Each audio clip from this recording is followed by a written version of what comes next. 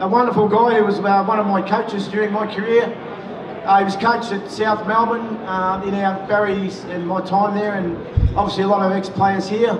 So I'd just like to hand the mic over to the triple Brownlow medalist and two-time premiership player, Ian Stewart. Woo! Thank you, Shane.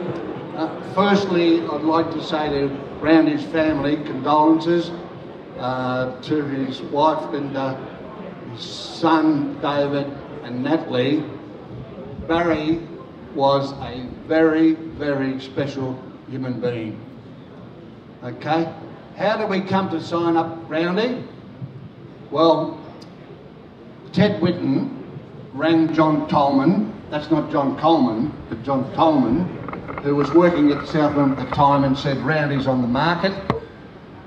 You've got an hour before we tell anybody, before I tell Carlton, that's what he said. So I rang Ted and I said, what about Roundy, can he play? He said, I wouldn't be effing ringing you if he couldn't play.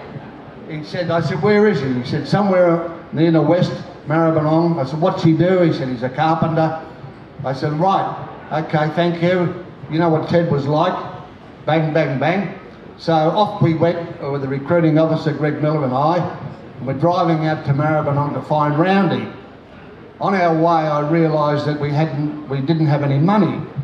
So I said, the club hasn't got any money, so I'll call into my bank, grabbed 5,000, caught up with Roundy working on a house. We told him that we needed somebody like him to do a lot of work in the ruck. He said, I'm your man. He signed up. An hour later, Carlton arrived and offered Roundy more than 5.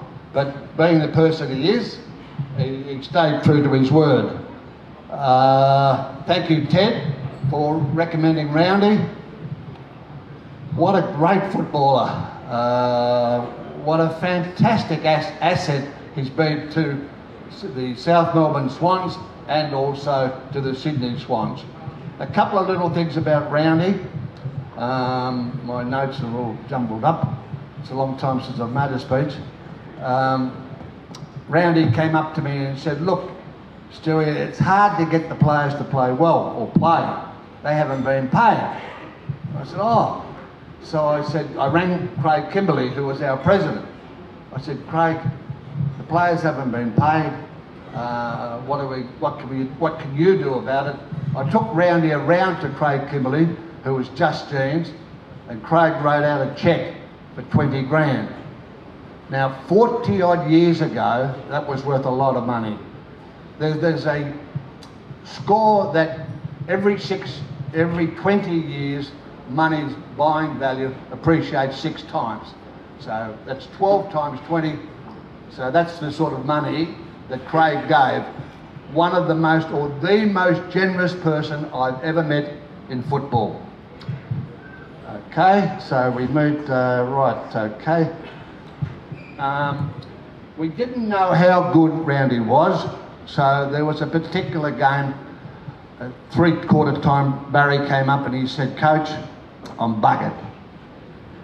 And I looked at him and he was exhausted. He'd been playing against 2 ruckmen all day.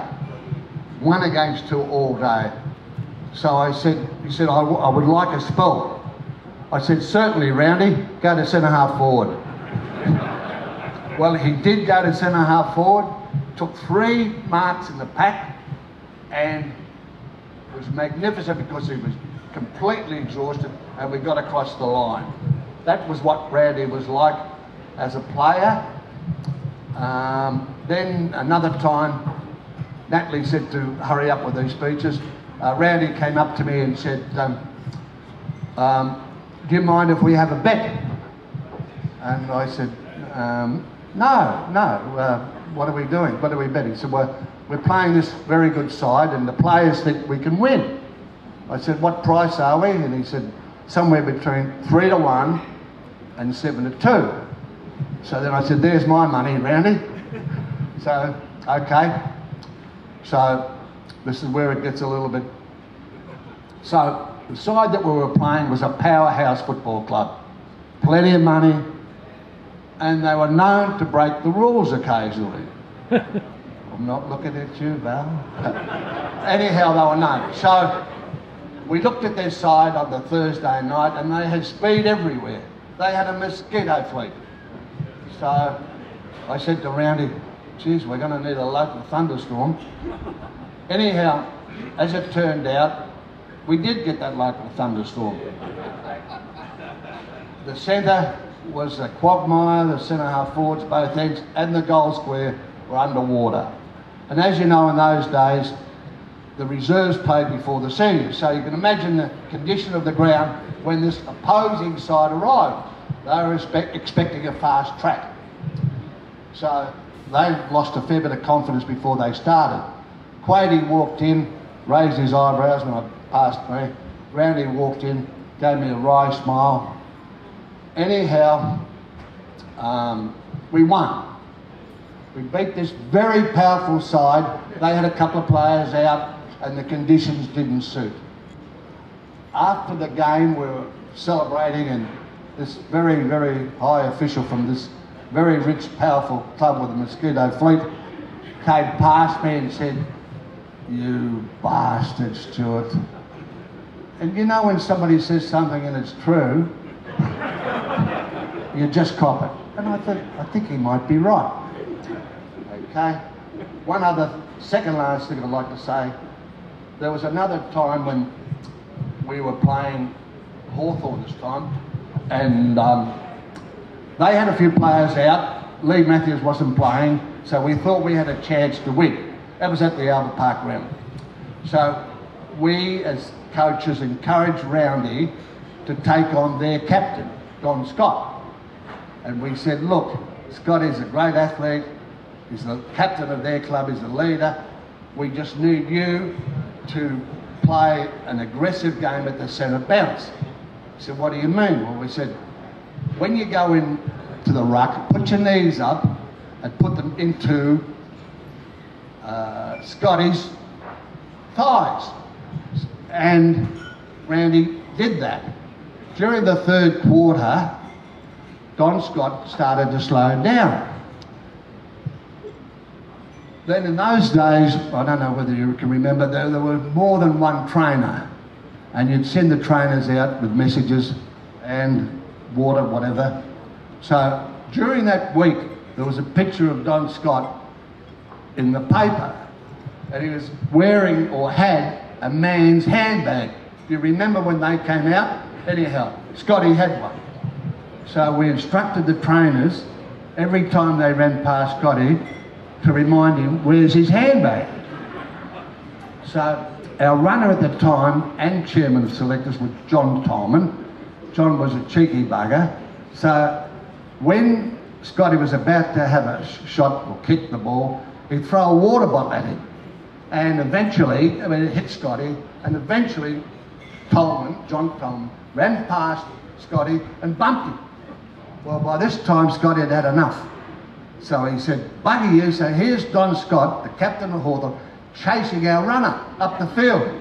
So all hell broke loose. Scotty had lost the plot, started giving away free kicks everywhere, and we got across the line. Okay, another good one. Now, the other thing I'd like to say is, a friend of mine rang me from the Gold Coast and said, Barry is very sick. He's entered respite, and I hadn't spoken to Roundy for a long time, so I tracked him down to the hospital that he was in. The nurse answered the phone and she said,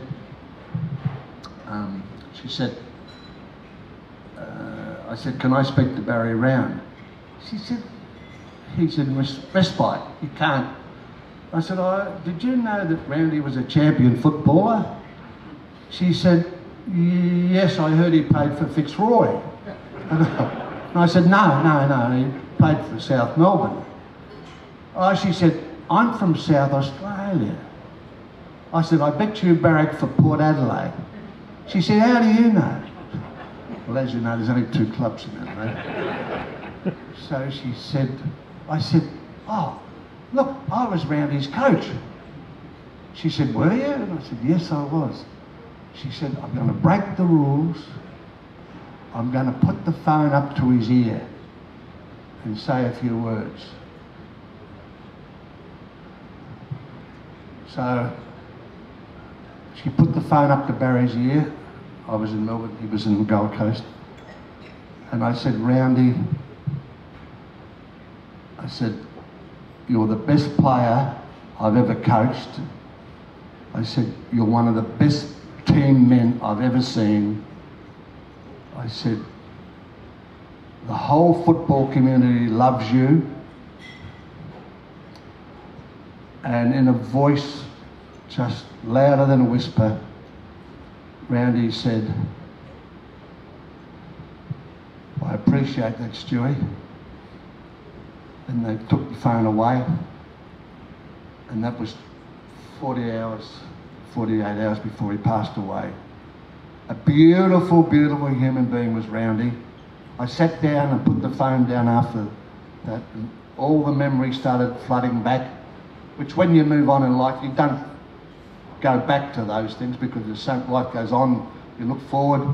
And it came flooded back to me, and I sat down and I said, I've been blessed to be able to have coached Roundy for 100 games, to be able to speak to him and tell him how I felt and the community felt. This is one of the most important phone calls in my life. Thank you.